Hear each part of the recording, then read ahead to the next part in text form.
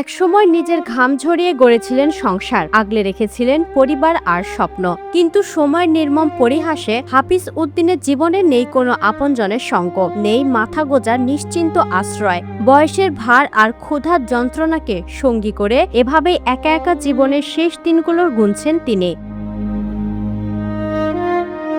গ্রামবাসীদের সহানুভূতি এখন তার জীবনের অবলম্বন। তাদের সাহায্যই কোনো রকমের জোটে দুমুঠো আহার। কেউ খাবার দিলে পেটে ভাত পড়ে, আর না দিলে অনাহারেই কেটে যায় দিন। জীবনের শেষ প্রান্তে এসে মানবেতর এই সংগ্রাম যেন প্রশ্নবিদ্ধ করছে সমাজের বিবেককেই। নাস্তা করে খাচ্ছি, ওই সিজে মুড়ি দিয়ে দিয়েছি একজনে, তাকে আমি খাই আসি। এবার আমরা ওই করি নেই, আমি খাই কি তরকারি নাই। কুড়িগ্রামের উলিপুর উপজেলার রাজারাম ক্ষেত্রী গ্রামের বিস্তীর্ণ আবাদি জমির মাঝখানে জরাজীর্ণ একটি টিনের ঘরে একাকী মানবেতর জীবন পার করছেন ১০৪ বছর বয়সী হাফিজ উদ্দিন। দুর্ঘটনায় পঙ্গু হওয়ার পর শুধু চলার শক্তি হারাননি, হারিয়েছেন সংসারের সুখও। স্ত্রী ছেড়ে চলে যাওয়ার পর দীর্ঘ ১৪ বছর ধরে একাকিত্ব আর অসহায়ত্বের সঙ্গে কাটছে তার জীবন। ভিক্ষা করছিল, ভিক্ষা করতে রশিদ মার্কেটের ওদিক গেল, যাওয়ার পর তিনার ঠ্যাং ভাঙে গেল। ঠ্যাং ভাঙে যাওয়ার পর তার বউ ছিল, বউ এই ঠ্যাং ভাঙার পর আর বউ কিছুদিনের মধ্যে মানে অনেক কাজ করা লাগার জন্য তিনি চলে যায়। ওনার কেউ নাই, খুব অসহায় লোকটা, মানে দেখা গিয়ে শুনে কেউ নেই। হ্যাঁ, বউ ছিল, বউ চলে গেছে অন্যখানে। উনি অসল আর কি, চলতে পারে না। ওই মানে জমির মাঝে একটা ঘর আছে, ওই ঘরখানার মধ্যে থাকে। জীবনের সব কষ্ট সয়ে মেয়ের বিয়ে দিয়েছেন তিনি। এখন মেয়েটি কখনো কখনো এসে বাবার খোঁজ খবর নেয়। কিছুটা সময় পাশে থেকে তাকেও ফিরতে হয় নিজের বাড়িতে।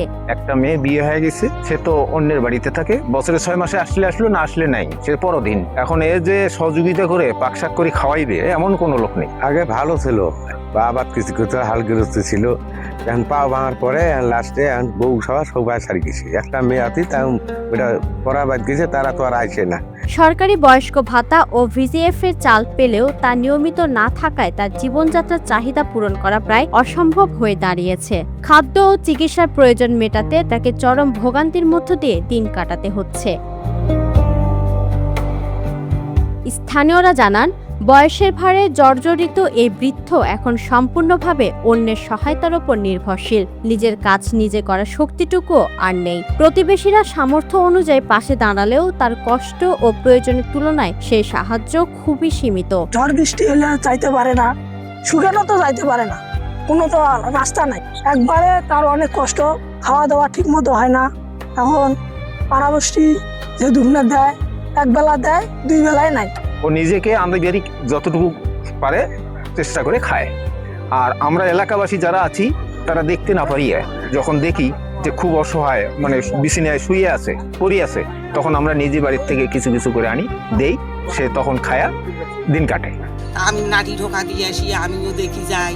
তার জ্বর হয়, কত অসুখ হয়, মাথার পানি, তেল মাখা, গাও ধোয়া, জাউ আন্দি দেওয়া, সেমাই আন্দি দেওয়া, গরম পানি করা, ঔষধ খোয়া, মানুষের কাছ থেকে ঔষধ খুঁজি নেওয়া, এগুলো তো আমি নাটি ঢোকা দিয়ে আসি করি। গ্রামবাসীদের দাবি, মানবিক দৃষ্টিকোণ থেকে প্রশাসন, জনপ্রতিনিধি ও সমাজের বিত্তবান ব্যক্তিরা এগিয়ে এলে জীবনের শেষ প্রান্তে এসে অন্তত একটি নিরাপদ আশ্রয়, নিয়মিত খাবার এবং প্রয়োজনীয় চিকিৎসা সেবার নিশ্চয়তা পেতে পারেন এই অসহায় বৃদ্ধ। এখান থেকে রাস্তা একটু দূরে, একটা চেয়ার গাড়ি একটা হলে ওকে একটু চলি ফিরি খাইতে পারবে।